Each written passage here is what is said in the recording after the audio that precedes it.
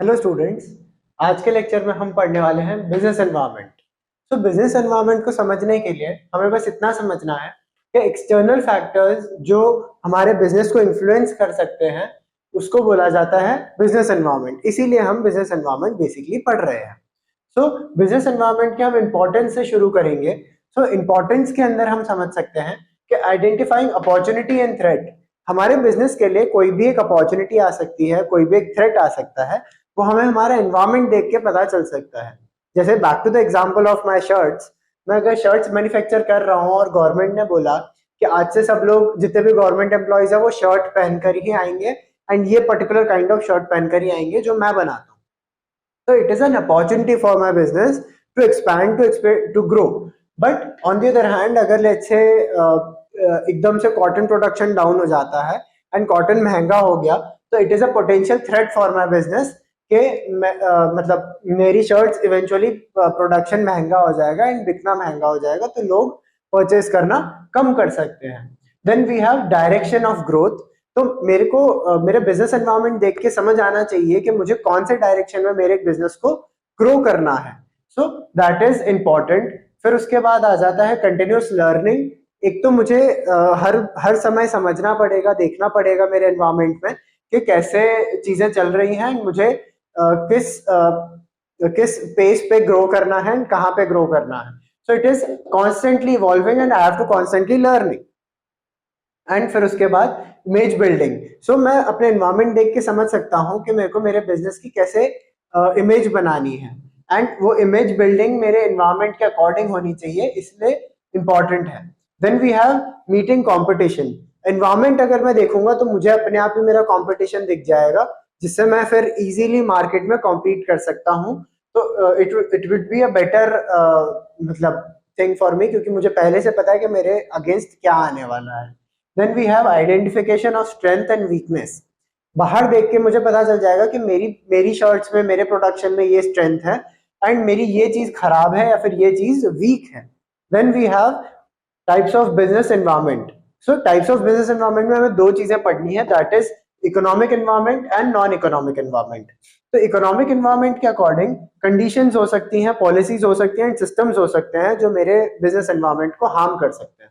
System से शुरुआत करें तो there could be a social मतलब socialistic environment and capitalistic environment. तो मेरे लिए बिजनेस के लिए दोनों ही कैसा है वो मुझे देख के चलना पड़ेगा। एंड क्या लोग कैपिटलिस्टिक माइंडसेट रखते हैं या फिर क्या लोग सोशलिस्टिक माइंडसेट रखते हैं, that is also important for my business. उसके बाद हम लोग आ सकते हैं पॉलिसीज पर। पॉलिसीज मतलब गवर्नमेंट क्या पॉलिसीज बना रही है, कैसी पॉलिसीज बना रही है। जैसे हमने अपॉर्चुनिटी एंड थ्रेट में बात करी भी, उसी के ऊपर मेरा बिजनेस रन करता है। So policies are very important. Conditions हम लोग देख सकते हैं कि मार्केट कंडीशंस कैसी चल रही हैं, मार्केट रेट्स कैसे चल रहे हैं, वो सारी इंपॉर्टेंट हो जाती है मेरे लिए चीजें देखना। नहीं तो फिर लोग कोई भी मेरा बेसिकली प्रोडक्ट खरीदेगा ही नहीं अगर मैं इन सारी चीजों से अवेयर नहीं होऊंगा और मैं कुछ भी रेट सेट कर रहा हूँ तो फिर। Then we have non economic environments.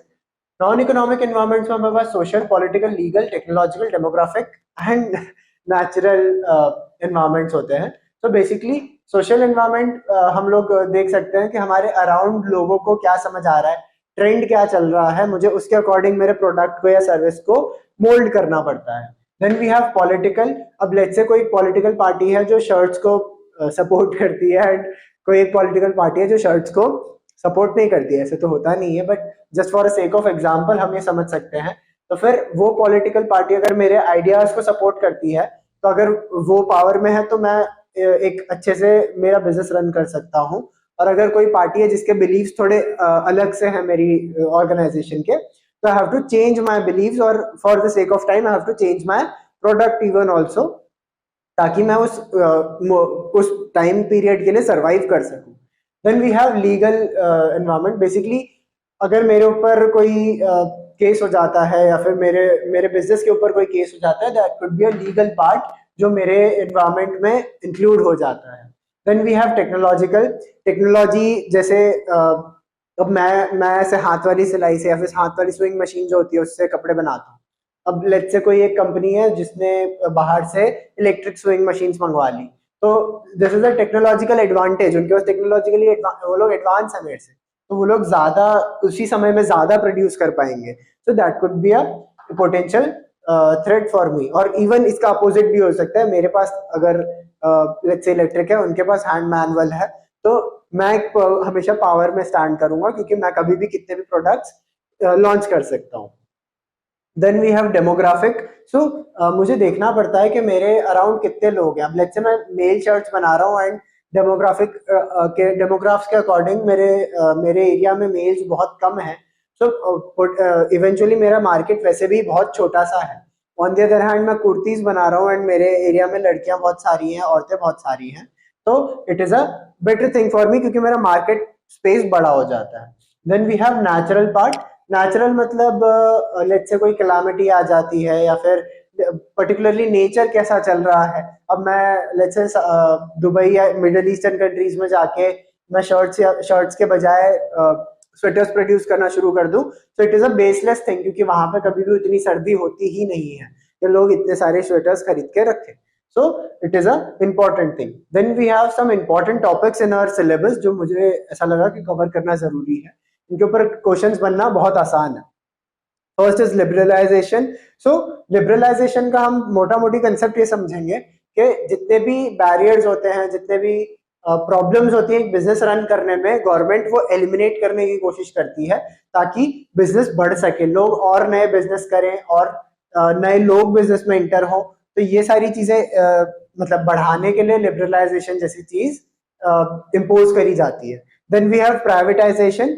Privatisation से मतलब ये हो जाता है कि जितनी भी पब्लिक चीजें हैं, जैसे पब्लिक कंपनीज है, जैसे ओएनजीसी है, या फिर एग्जांपल के लिए आप रेलवेज ले सकते हैं, तो ये सारी चीजें जितनी भी होती हैं, अगर ये कोई गवर्नमेंट एक प्राइवेट इंडिविजुअल को सेल कर देती है, या फिर एक प्राइवेट इंस्टीट्यूशन को दे देती है कि आप आज से ये रन करेंगे, तो दैट इज प्राइवेटाइजेशन।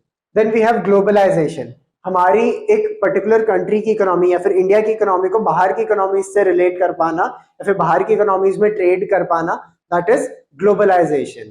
तो ग्लोबलाइजेशन को आप एग्जाम्पल से ऐसे समझ सकते हैं, जैसे हमारे यहाँ पे लेट्स से मैंगोज बहुत सारे उगते हैं, एंड कोई एक पर्टिकुलर कंट्री है जिसके पास मैंगोज नहीं है, बट हम वहां पे जाके एक्सचेंज कर सकते हैं, हम मैंगोज दे देंगे उनको एंड उसके एक्सचेंज में वो हमें एप्पल्स दे देंगे। So this is globalisation.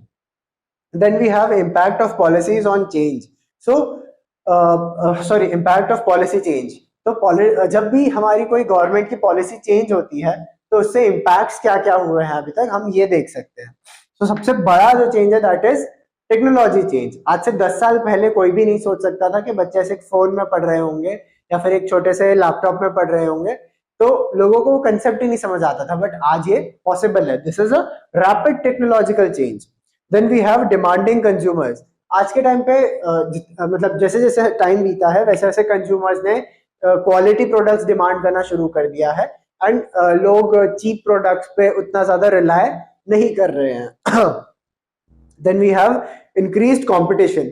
जब इतने सारे कंज्यूमर्स आ गए हैं मार्केट में, देन ऑब्वियसली बात है कि प्रोडक्शन भी बढ़ेगा और प्रोड्यूसर्स भी बढ़ जाएंगे साथ साथ। तो दिस इज द पॉइंट कि हमारे कॉम्पिटिशन बहुत सारे बढ़ गए हैं, जितने भी कॉर्पोरेट्स हैं उनके लिए। Then we have necessity for change. Necessity for change मतलब हमें चेंज करने की जरूरत है। अब मैं जिंदगी भर अगर एक simple plain white T shirt बनाता रहूंगा, तो कोई इसे एक समय के बाद खरीदना बंद कर देंगे लोग। तो मेरे को इनोवेशंस करने पड़ेंगे, मेरे को नए कलर्स ढूंढने पड़ेंगे, शायद प्रिंटिंग्स वाले मेरे को कपड़े यूज करने पड़े, शायद मेरे को और नए डिजाइन बनाने पड़ सकते हैं शर्ट के। तो वो सारी चीजें होती हैं। This is necessity for change.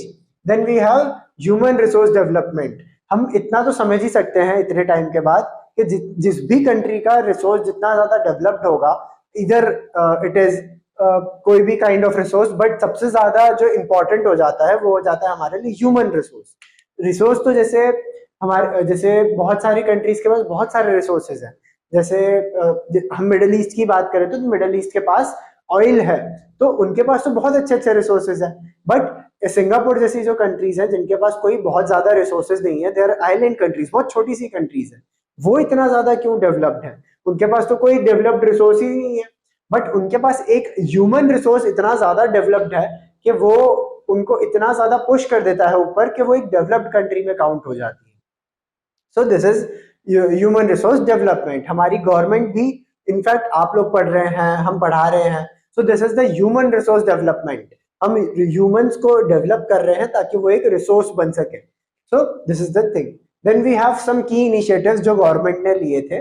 First सबसे पहली जो चीज है दैट इज जीएसटी। जीएसटी हमने सबने ही सुना होगा लगभग। तो जीएसटी से पहले क्या कंसेप्ट था हमारा कि टैक्सेस बहुत ज्यादा स्कैटर्ड थे, पता नहीं था कि कहाँ पे कितना टैक्स देना है और हर जगह टैक्स अलग अलग है, तो बहुत ज्यादा प्रॉब्लमेटिक सी चीज हो जाती है। तो कुछ एक्सेप्शंस छोड़ के गवर्नमेंट ने ये डिसाइड किया कि एक सारे प्रोडक्ट्स पे 18% टैक्स लगाया जाएगा एंड इसके अलावा कोई टैक्स नहीं होगा। सो that is the concept of GST. फिर उसके बाद हमारा आया था मेक इन इंडिया कैंपेन। सो बहुत, अगर हम पुरानी बात करें आज से कुछ हजारों साल पहले की बात, तो फिर हमारे पास इंडिया में बहुत सारा मैन्युफैक्चरिंग था, but eventually with the time वो डिग्रेड होता गया एंड आज एक ऐसा समय आ गया जहां पे इंडिया में बहुत ही कम प्रोडक्शंस होते हैं। सो उसको एनकरेज करने के लिए गवर्नमेंट ने make in India campaign launch किया, जहां पे जो लिबरलाइजेशन जैसी चीज है वो लेकर आई गई। स्मॉल बिजनेस ओनर्स को इनकरेज किया गया ताकि वो और ज्यादा प्रोड्यूस कर सके and make in India campaign ऐसे लॉन्च हुआ था। Then we have digital India. Digital India का तो सबसे बड़ा एग्जांपल ही यही है कि मैं ऑनलाइन पढ़ा रहा हूँ, बच्चे ऑनलाइन पढ़ रहे हैं, so that is a digital India part. So this is our business environment. इसमें छोटे छोटे कंसेप्ट बचे हैं, जैसे सीएसआर बचा है और उसमें भी कुछ रिलेटेड कंसेप्ट बचे हैं, तो that would be covering in the part 2 and part 2 फिर आज लॉन्च हो जाएगा। Thank you.